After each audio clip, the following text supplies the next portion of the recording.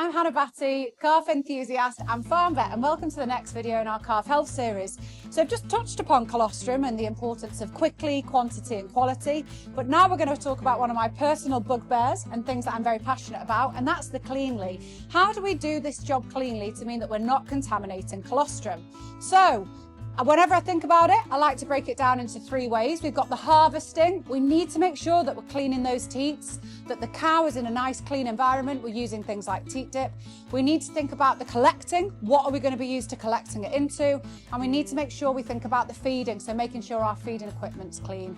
I'll touch upon that a little bit later, but for now, let's focus on the collecting. We've already prepped this animal, made it nice and clean. We've harvested it through either our mobile milker or through the parlour, and often they will go into dump buckets like this. So again, I've got my favourite bit of equipment, the trusty bacterial luminometer or to ATPA's machine.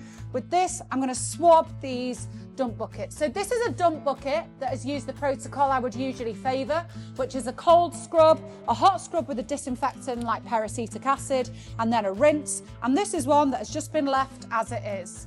So making sure I don't mix these up, let's have a look at the one that's had no cleaning protocol first.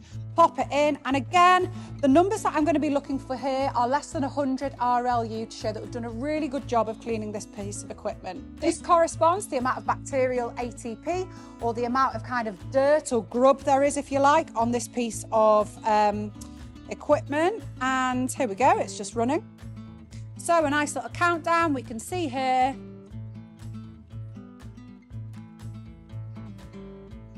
Wowzers, 86,404. For me, if I'm finding stuff like this, I know that we're potentially going to be contaminating calves with dirty colostrum. This has really not done the job. So fingers crossed for our nicely cleaned dump bucket. We'll compare here.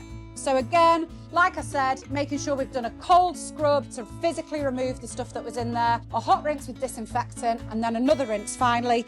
Absolutely fantastic. You would think I had planned that. We can see that that is down at 79. If we have a look in here, I know that any colostrum going in there is going to be really clean. We can make sure we then get it into a clean bucket or straight into our colostrum feeding equipment that's also been cleaned using the same protocol. That squeaky clean has been achieved, and I'm really happy.